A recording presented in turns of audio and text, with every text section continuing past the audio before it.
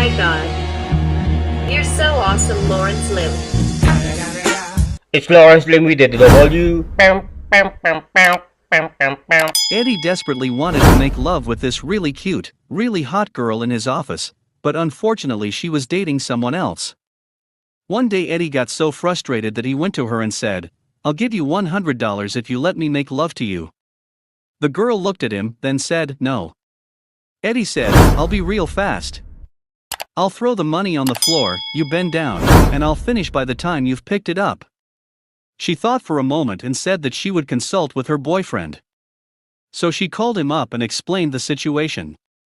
Her boyfriend said, "Ask him for $200 and pick up the money really fast. He won't even be able to get his pants down." She agreed and accepted the proposal. Over half an hour goes by and the boyfriend is still waiting for his girlfriend's call. Finally, after 45 minutes the boyfriend calls and asks what happened. Breathing hard, she manages to reply. The jerk had all quarters.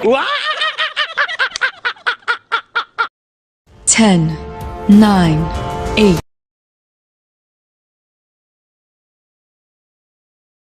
3, 2, 1. My wife and I went to the auction in Paris, Kentucky the other week, and one of the first exhibits we stopped at was the breeding bulls. We went up to the first pen and there was a sign attached that said, "This bull mated 50 times last year." My wife playfully nudged me in the ribs, smiled and said, "He mated 50 times last year, that's almost once a week." We walked to the second pen which had a sign attached that said, "This bull mated 150 times last year." My wife gave me a healthy jab and said, "Wow, that's more than twice a week. You could learn a lot from him." We walked to the third pen and it had a sign attached that said, in capital letters, "This bull mated 365 times last year." My wife was so excited that her elbow nearly broke my ribs. She said, "That's once a day. You could really learn something from this one." I looked at her and said, "Go over and ask him if every time was with the same old cow."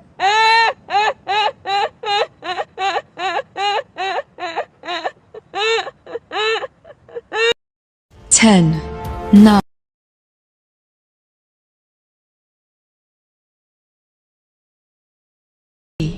2, 1. The first nun says, "Forgive me, Father, for I have sinned. Last night, a homeless man sought shelter in our walls, so we gave him a room and some new clothes. While he was changing, I peeked through the keyhole, and I stared longingly at his penis. The priest says, 'Do not be ashamed, my child. Say a Hail Mary, wash your eyes in the holy water, and all will be forgiven.' The second nun says, 'Forgive me, Father, for I have sinned.'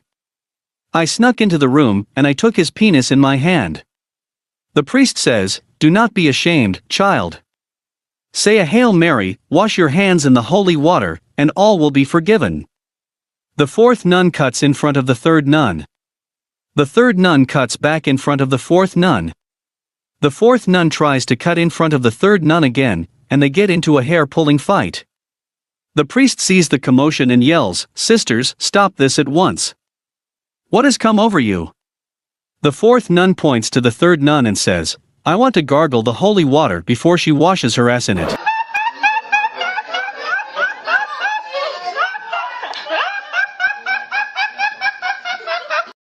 10,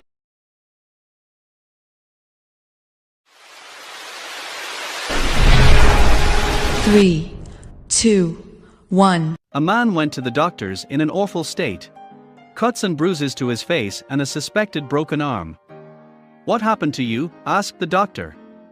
"It's my wife, she had one of her dreadful nightmares." "Do you mean she did this to you while she was asleep?"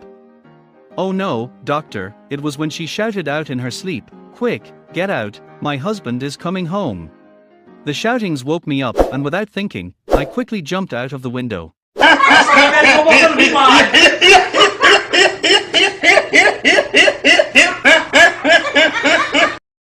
10, 9,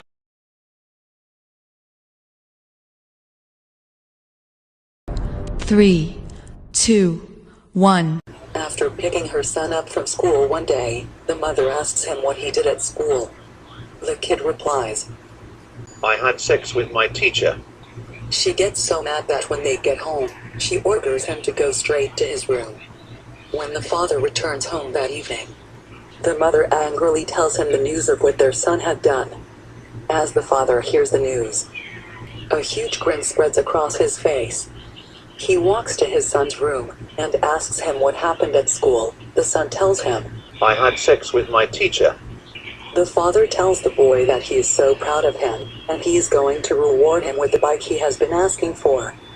On the way to the store, the dad asks his son if he would like to ride his new bike home. His son responds, No thanks, Dad. My butt still hurts.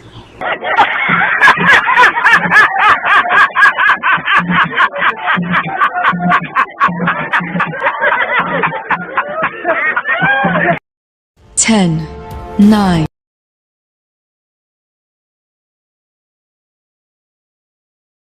3, 2, 1. An old preacher was dying. He sent a message for his banker and his lawyer, both church members, to come to his home. When they arrived, they were ushered up to his bedroom. As they entered the room, the preacher held out his hands and motioned for them to sit on each side of the bed. The preacher grasped their hands, sighed contentedly, smiled, and stared at the ceiling. For a time, no one said anything. Both the banker and lawyer were touched and flattered that the preacher would ask them to be with him during his final moments. They were also puzzled. The preacher had never given them any indication that he particularly liked either of them. They both remembered his many long, uncomfortable sermons about greed, covetousness, and avaricious behavior that made them squirm in their seats. Finally, the banker said, "Preacher, why did you ask us to come?" The old preacher mustered up his strength and then weakly said, "Jesus died between two thieves, and that's how I want to go."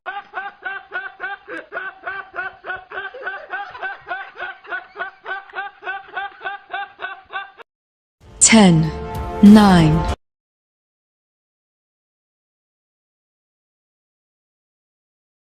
3, 2, 1. A blind man walks into a restaurant and sits down.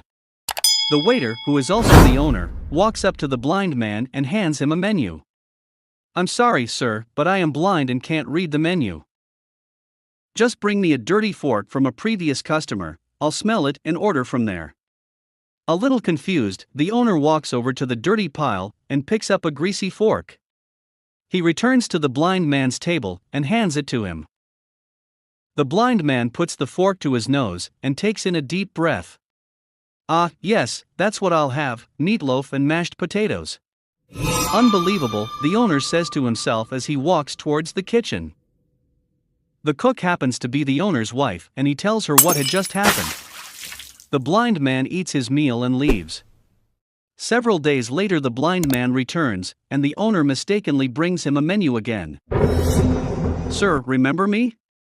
I'm the blind man. I'm sorry, I didn't recognize you. I'll go get you a dirty fork." The owner again retrieves a dirty fork and brings it to the blind man. After another deep breath, the blind man says, "That smells great, I'll take the macaroni and cheese with broccoli." Once again walking away in disbelief, the owner thinks the blind man is screwing around with him, and tells his wife that the next time the blind man comes in he's going to test him. The blind man eats and leaves. He returns the following week, but this time the owner sees him coming and runs to the kitchen. He tells his wife, "Mary, rub this fork on your panties before I take it to the blind man."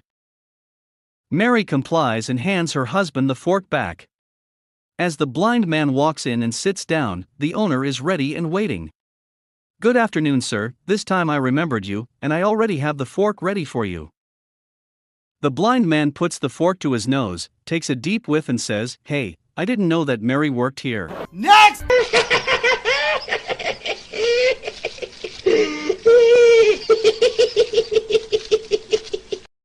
10, 9,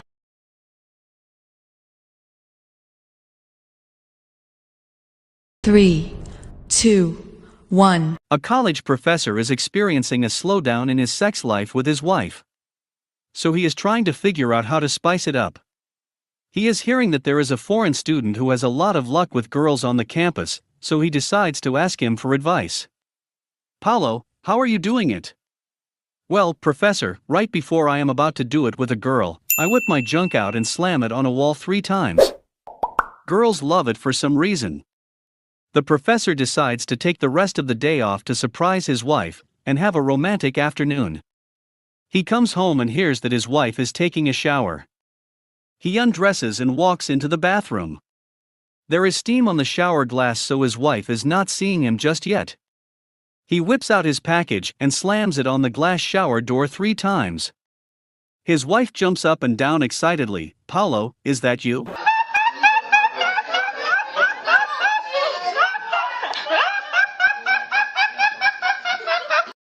Ten, 9,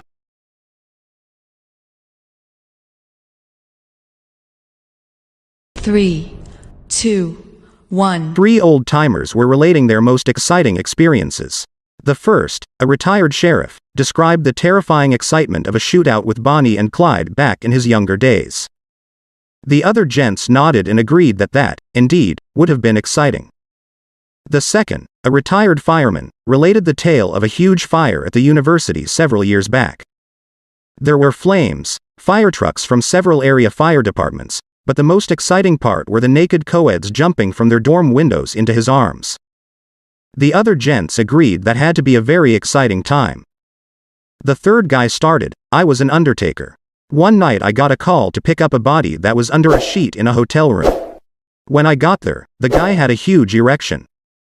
I knew there was no way I could get him through the lobby like that. So I found an old broom and whacked that erection just as hard as I could to make it go down.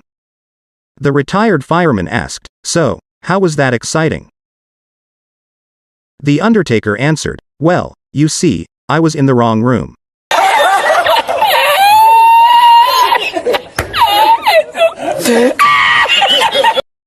Ten, 9,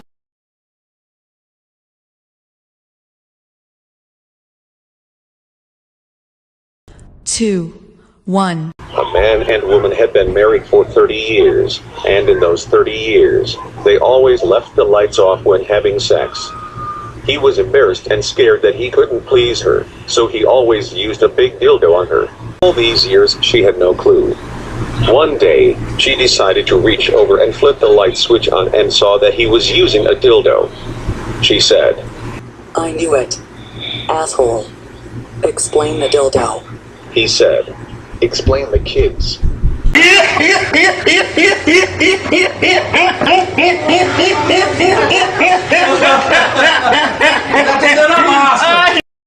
10, 9,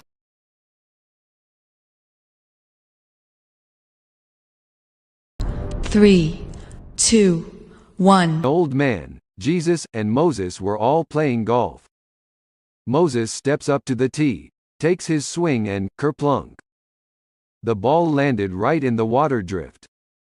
The 2 men groan when all of a sudden Moses raises his hands high in the air.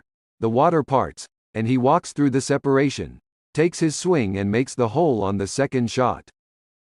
The other 2 men applaud as Jesus steps up to the tee.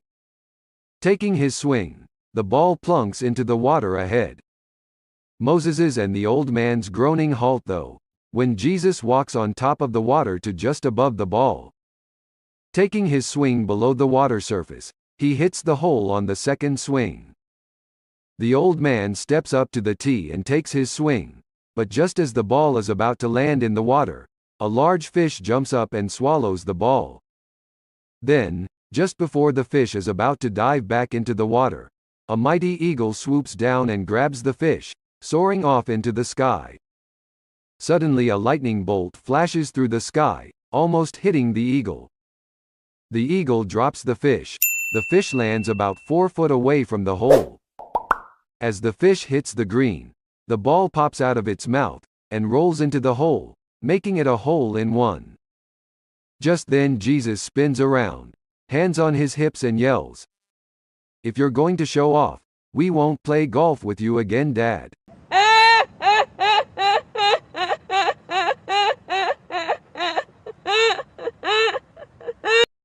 10,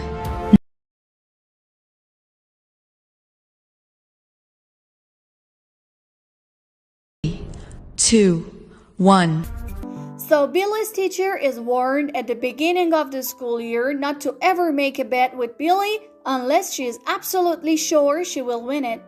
One day in class, Billy raises his hand and says, "Teacher, I'll bet you $50 I can guess what color your underwear is." She replies, "Okay, beat me after class and we'll settle it." But before class ends, she goes to the restroom and removes her panties. After class is over and the students clear out, Billy makes his guess. "Blue." "No, you got it wrong," she says as she lifts her skirt to reveal she isn't wearing any underwear. "Well, come with me out to my dad's car. He's waiting for me, and I'll get you the money." She follows him out. When they get to the car, he informs his dad that he got the bet wrong and that she showed Billy she wasn't wearing any underwear. His dad explains, "That son of a he bet me $100 this morning that he'd see your lady part before the end of the day." Next!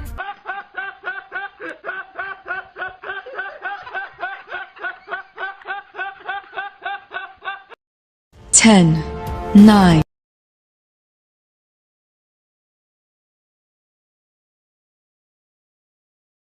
2, 1. Following a night of fantastic sex with a woman he picked up in a bar, the man is afraid to go home and face his wife. "I have a great idea," says the woman. "Stick these darts in your left pocket and then tell her the truth. Trust me, it will be all right." So with a huge feeling of anxiety, the man returns home in the morning to find his wife in the kitchen waiting for him. "Okay," she hisses, "where the hell have you been this time?" "I've been making wonderful love to a beautiful woman all night long," he replies. "You bloody liar. You've been with your mates playing darts. I can see them in your left pocket."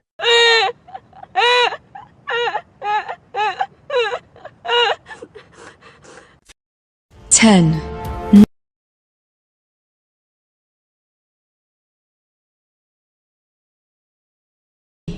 2, 1. Dr. Leroy, the head psychiatrist at the local mental hospital, is examining patients to see if they're cured and ready to re-enter society. So, Mr. Clark, the doctor says to one of his patients, "I see by your chart that you've been recommended for dismissal. Do you have any idea what you might do once you're released?" The patient thinks for a moment, then replies, "Well, I went to school for mechanical engineering. That's still a good field, good money there. But on the other hand, I thought I might write a book about my experience here in the hospital, what it's like to be a patient here. People might be interested in reading a book like that. In addition, I thought I might go back to college and study art history, which I've grown interested in lately." Dr. Leroy nods and says, "Yes, those all sound like intriguing possibilities." The patient replies, "And the best part is, in my spare time, I can still go on being a teapot."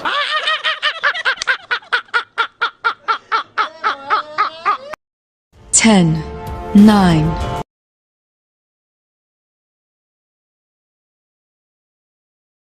3, 2, 1. Two Irish priests are off to the showers late one night. They undress and step into the showers before they realize there is no soap. Father John says he has soap in his room and goes to get it, not bothering to dress. He grabs 2 bars of soap, one in each hand, and heads back to the showers. He is halfway down the hall when he sees 3 nuns heading his way. Having no place to hide, he stands against the wall and freezes like he's a statue. The nuns stop and comment on how lifelike he looks. The first nun suddenly reaches out and pulls on his manhood. Startled, he drops a bar of soap. "Oh look," says the first nun, "it's a soap dispenser." To test her theory, the second nun also pulls on his manhood. Sure enough, he drops the second bar of soap. Now the third nun decides to have a go. She pulls once, then twice and 3 times, but nothing happens. So she gives several more tugs, then yells, "Holy Mary, Mother of God, hand lotion too."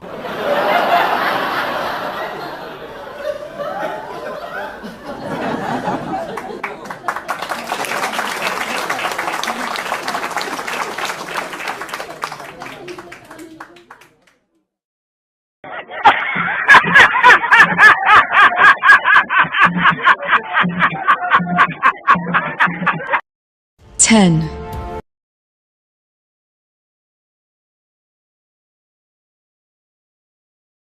3, 2, 1. An engineer who was unemployed for a long time decided to open a medical clinic. He puts a sign outside the clinic. A cure for your ailment, guaranteed at $500. We'll pay you $1,000 if we fail. A doctor thinks this is a good opportunity to earn $1,000 and goes to his clinic. Doctor, I have lost my sense of taste. Engineer, nurse, please bring the medicine from box 22 and put 3 drops in the patient's mouth. Doctor, this is gasoline. Engineer, congratulations. You got your taste back. That will be $500.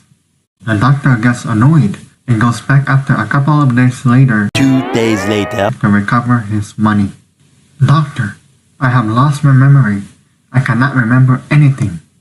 Engineer, nurse, please bring the medicine from box 22 and put 3 drops in the patient's mouth.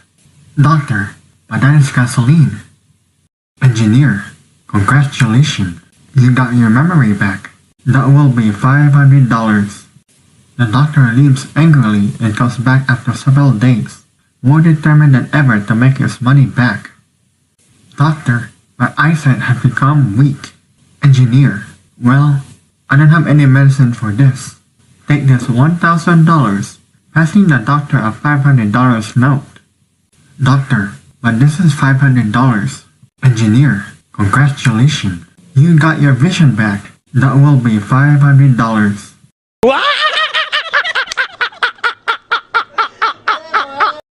10,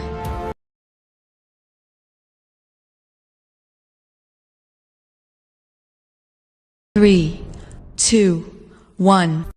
The traffic cop was sitting beside a quiet highway with his radar gun waiting for a speeder to come along. It had been a slow day and the section of road he had been assigned had not had much traffic at all, let alone any chance to give out a ticket. Suddenly he received a radio call from one of his fellow officers alerting him to a vehicle headed his way. Shortly after the call had been received, he spotted the car he had been called about. It wasn't hard to spot a small red Miata with the top down and a gorgeous blonde driving. When the red Miata came by him, he took out after her with blinking lights and siren blaring. Within a few hundred yards, he had pulled her over to the side of the road. As the cop approached the Miata, he started to unzip his fly. Noticing this, the blonde slaps her hand to her forehead and exclaims, "Not another breathalyzer test, this is the 3rd one I've had today."